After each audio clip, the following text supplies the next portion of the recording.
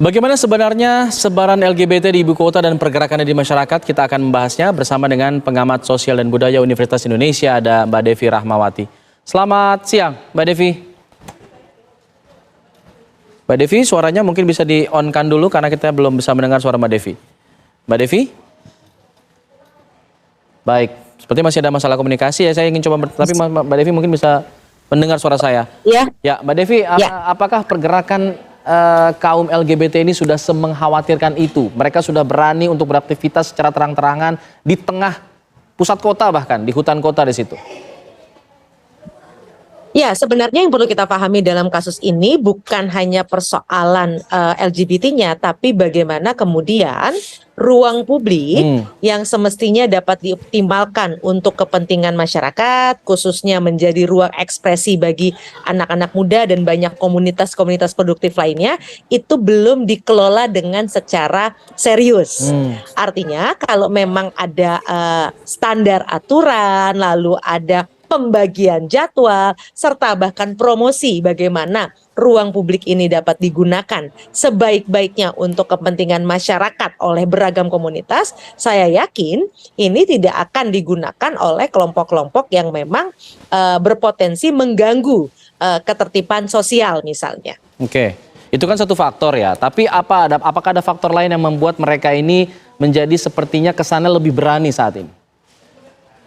Kalau bicara soal berani, kita paham bahwa di era digital, promosi berbagai macam ideologi itu menjadi sangat masif.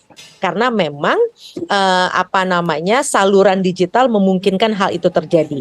Dampaknya apa? Bahkan dari 50 tahun lalu kita tahu bagaimana pengaruh media terhadap cara pandang hingga perilaku seseorang.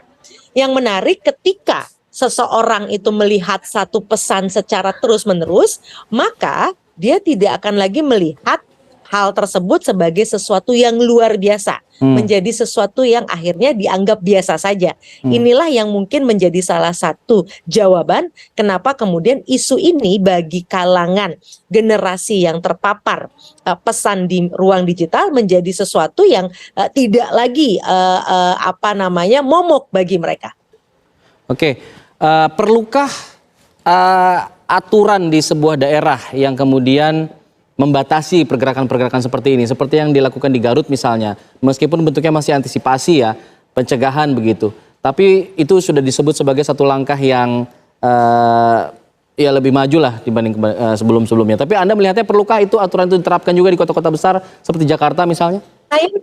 Saya melihatnya semestinya pemerintah daerah bukan hanya fokus pada isu sosial spesifik seperti ini, tapi harusnya fokus pada bagaimana pengelolaan tata ruang dan konsep yang jelas untuk memastikan ruang-ruang publik tidak digunakan untuk hal-hal yang tidak produktif. Ini kebetulan kelompok yang dianggap meresahkan masyarakat. Tapi bagaimana dengan ketika ini digunakan sebagai sarang menggunakan narkoba? Atau yang ketiga, sarang untuk menyimpan senjata sebelum melakukan tawuran. Kan ini benang merahnya sederhana. Bagaimana tidak ada pengelolaan serius dari ruang kota yang sebenarnya sangat dinantikan dan sangat dirindukan oleh anak-anak muda yang baik-baik untuk kemudian menghasilkan karya, menghasilkan produk-produk yang lebih produktif, bahkan bisa menghasilkan untuk mereka. Oke, seperti apa contohnya Mbak, agar kemudian ruang-ruang kota ini bisa maksimal dipergunakan untuk kegiatan yang positif misalnya? Satu, jelas desain ruang itu penting. Artinya desain ruang yang misalnya ketika di malam hari cukup memberikan penerangan, lalu kemudian juga ada pengawasan, baik itu yang sifatnya pengawasan statis berupa CCTV, tapi juga ada petugas yang secara reguler kemudian berkeliling, ditambah memang Pemda itu wajib kemudian menurut hemat saya menciptakan aktivitas-aktivitas yang bahkan sudah terjadwal. Misalnya Senin musik, Selasa olahraga, 3 ngelukis, hari Rabu 4 dan sebagainya. Sehingga kemudian ruang ini betul-betul produktif dan tidak akan kemudian mampu dimanfaatkan oleh orang-orang yang tidak serius dan tidak produktif, bahkan masyarakat sendiri yang nanti akan menjadi pengawas. Sehingga tidak lagi tanggung jawab itu menjadi tanggung jawab hanya Pemda dan aparatnya, karena masyarakat sudah merasa memiliki, maka mereka lah yang kemudian akan menjadi kontrol sosial agar hal-hal seperti ini tidak perlu terjadi, bukan hanya soal LGBT tapi soal penggunaan narkoba, senjata dan sebagainya. Oke, tapi penggunaan atau pemaksimalan ruang publik tadi kan hanya kemudian menyelesaikan masalah A itu misalnya, tapi kemudian tidak menghilangkan adanya aktivitas LGBT itu. Mereka mungkin saja ntar pindah tempat. Nah, tapi bagaimana kemudian hal-hal seperti itu untuk diantisipasi ke depannya, Mbak Devi? Ini persoalan nilai-nilai. Negara-negara Barat di masa lalu juga memiliki karakter pemahaman seperti Indonesia hari ini, yang memang sebagian menilai bahwa ini tidak cocok dan tidak tepat dengan nilai-nilai kita. Tapi lihat Barat hari ini, mereka menilai. Nah, sekarang pilihannya sebenarnya ada pada masyarakat kita sendiri. Kalau kita hanya sibuk kemudian mengomentari gencarnya nilai-nilai yang masuk, pertanyaannya harusnya kita tidak hanya berhenti pada mengomentari, kita pun juga aktif mempromosikan nilai-nilai yang menjadi kesepakatan sosial masyarakat kita. Nah, persoalannya kan sekarang ada sekelompok komunitas yang memang sengaja secara serius mempromosikan hal ini, sedangkan yang lain bukannya juga terus mengimbangi dengan promosi berkelanjutan tentang nilai-nilai yang sangat Indonesia, tapi hanya diam, berhenti dan sibuk mengutuk, kan begitu.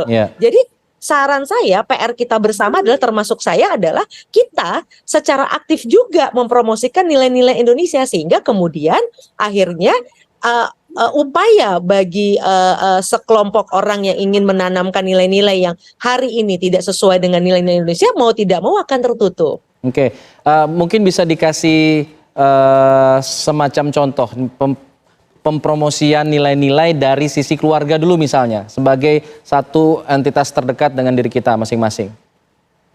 Orang tua harus aktif dan sadar bahwa sekarang anak muda, anak-anak mereka, termasuk anak-anak saya, tidak lagi menjadikan orang tua itu rujukan untuk belajar tentang dunia. Sehingga kita juga secara serius dan aktif untuk bareng sama anak-anak kita update teknologi, update pemberitaan, untuk selalu memberikan perimbangan tentang informasi-informasi yang masuk ke media. Jangan sampai informasi-informasi yang tidak sesuai dengan nilai Indonesia sudah dia masuk duluan ke dalam pikiran, sukma dan jiwa anak-anak kita, sudah gitu mengendap lama. Yang baik adalah ketika kalaupun itu masuk, kita kemudian dengan cepat mengimbanginya, sehingga akhirnya nilai-nilai yang sempat masuk tadi bisa pelan-pelan keluar, karena kita terus membanjiri dengan nilai-nilai informasi yang tepat sesuai dengan jiwa dan karakter masyarakat kita. Baik, terima kasih Mbak Devi, masukannya sangat berarti bagi kami dan juga pemirsa yang menonton di Harapan seperti itu. Terima kasih sudah berbagi bersama kami di Kabar Siang. Selamat siang. Assalamualaikum.